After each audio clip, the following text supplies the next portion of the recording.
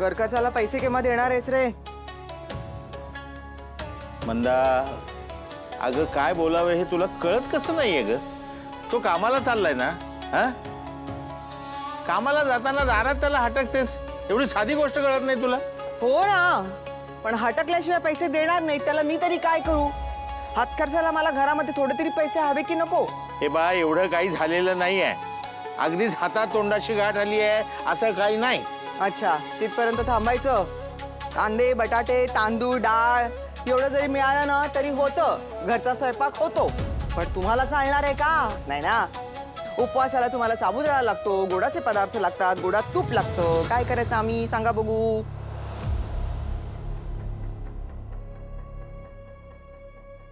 बोलायला गेले की माझंच तोंड दिसतं.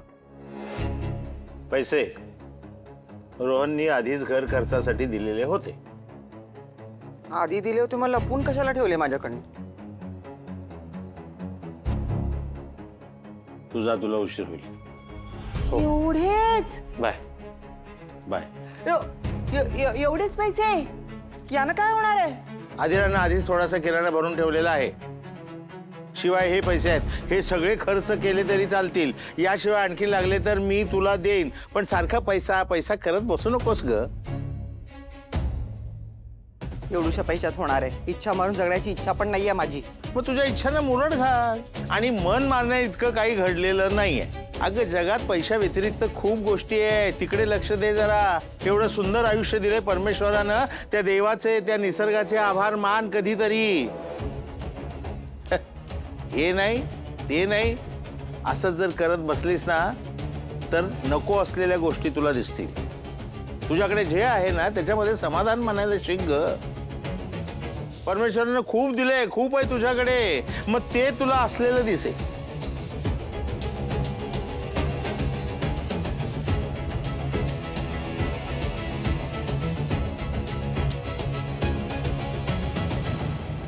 नारायण दादा, नारायण दादा. ताई, ही घ्या फुलं. अगं, तू घेऊन आलीस? हो, थँक्यू. वेलकम. बरं ताई, तुमची बाग किती सुंदर आहे हो, आणि एवढी मोठी आहे. अगं, आपली ही बाग आजींनी खूप हौसेने वाढवली आहे. खूप काळजी घेतात त्या, अगदी प्रेमाने सगळ्या झाडांची. हो का? मला पण ना लई आवडतात झाडं लावायला. म्हणजे आमच्या तिकडे ना जागा नाहीये, म्हणून मग मी ते कुंडीत ना अशी रोपं लावते. पण सगळे येणारे जाणारे त्यांचा पाय लागतो, मग इकडून तिकडे तिकडून इकडे असंच करायला लागतं. आपल्याकडे खूप जागा आहे इथे. आता तुला हवी तेवढी झाडं लाव. खूप बाग आहे आपली मोठी. हां, आपण मिळून फुलवूया. आणि आजच्या दिवशी तर झाडं लावायचीच, कारण आज काय माहितीये का तुला? काय? जागतिक वसुंधरा दिवस. निसर्ग आपल्याला इतकं भरभरून देत असतो, आजच्या दिवशी तर त्याचे आभार मानायलाच हवेत. आणि ना निसर्गाचं नुकसान पण थांबवलं पाहिजे. म्हणजे काय बरं करायला पाहिजे आपण? म्हणजे ओला आणि सुका कचरा वेगवेगळा ठेवतात, तसं लिहिलेलं पण असतं ना. आणि प्लॅस्टिकच्या पिशव्यांचा ना तर वापर करताच कामा नये. बरोबर. बरं ताई, अजून एक द्यायचं होतं. काय ग? ती देवासाठी आणि ही तुमच्यासाठी. अगं, किती गोड.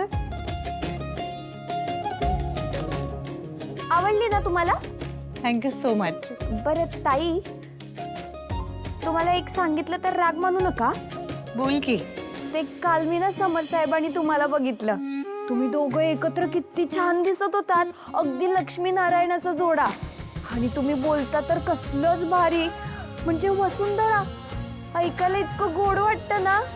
अयो, मी कामं करायचं सोडून इथे गप्पा काय मारत बसले. ताई, मी गार्डन मध्ये जाऊन ते झाडं लावायला छोटे खड्डे खणू का? अगं राहू दे, आपले नारायण दादा आहेत ना, त्यांना सांगितलंय ते करून ठेवणार आहेत. पण मग मी काय करू? माझी तर सगळी कामं झाली. नाश्ता झाला, भांडी घासली, आणि समर साहेबांना तो आयुर्वेदिक काढा सुद्धा बनवलाय, अगदी तुम्ही बनवता ना तसा. हा, पण त्यांना द्यायच्या आधी गरम करा. तुम्ही लगेच बाहेर या, मी आहेच. थांब थांब थांब.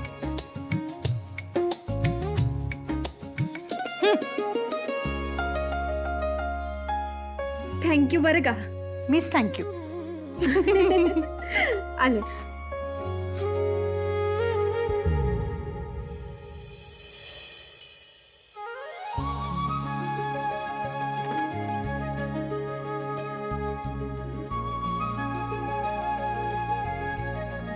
राजवाडे गुड मॉर्निंग. गुड.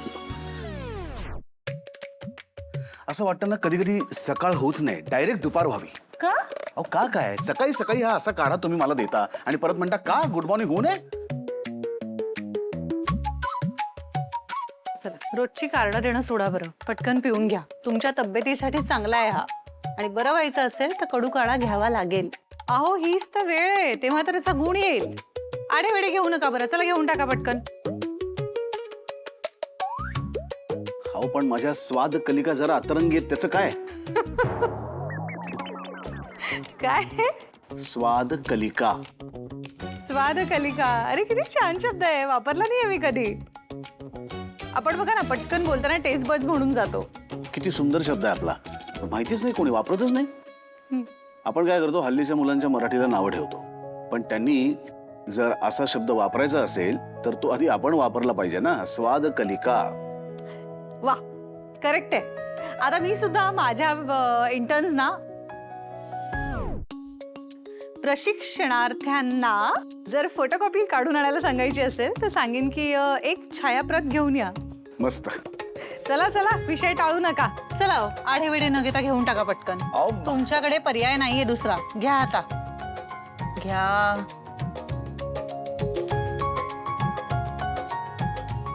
घेतोय आणि असं डोळे वटारून बघू नका, भीती वाटते मला.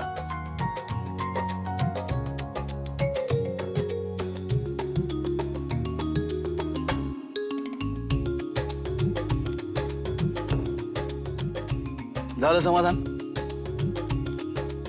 वा वा गुड बॉय. सर डोळ्यातनं पाणी वगैरे आलंय आमच्या अगदी. आणि हे काय फुलं वगैरे काय विशेष. अहो ही फुलं आपल्या बागेतल्या झाडांना इतकी छान फुलं येतात ना. आज चिंगी गेली होती, ती घेऊन आली ही सगळी फुलं आणि त्याच्याबरोबर चाफ्याची फुलं पण घेऊन आली. वा. आणि अर्थात आज जागतिक वसुंधरा दिवस आहे, त्यामुळे मग मलाही इतकं छान वाटलं तिच्याकडनं फुलं घेताना, मग मी इथे घेऊन आले ती. आणि हे काय, या कसल्या पिशव्या. हो ही बघा ऑर्गॅनिक खतं आहेत ही. आपल्या बागेतही अजून झाडं लावूया आणि दरवर्षीप्रमाणे प्रथेप्रमाणे आम्ही आश्रमातही झाडं लावणार आहोत. अरे वा. स्वानंदी मॅडम, हे तुमचं मला फार आवडतं की तुम्ही प्रत्येक वेळेस एखादा चांगला दिवस त्या वृद्धाश्रमात जाऊन साजरा करता. आणि खरे जागतिक वसुंधरा दिवस आपण साजरा केलाच पाहिजे, कारण वसुंधरा आहे म्हणून तर आपण आहोत.